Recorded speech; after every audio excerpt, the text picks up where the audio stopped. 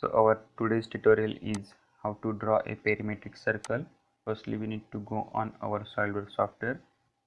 So firstly, go on your desktop, then simply right click on SolidWorks software, click on open, and you will get the SolidWorks interface. Go to the part, then as per our basic procedure, simply select all the planes and click on show.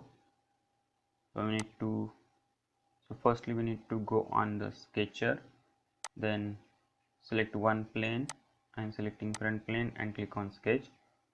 So simply I need to draw a three random points from which our circle can be gone.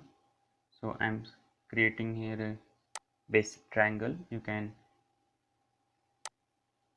choose any type of triangle. So from that 3 points of the triangle, our circle touches all the points. Simply select the circle command, that is perimetric circle command, and simply select the 3 points of triangle. Then you will get the idea how to create a perimetric circle from that triangle or the 3 points.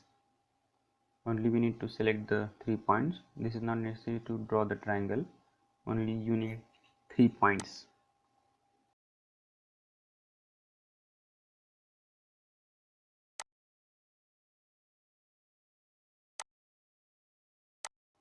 So this is your command. So you simply cancel the part. So thank you.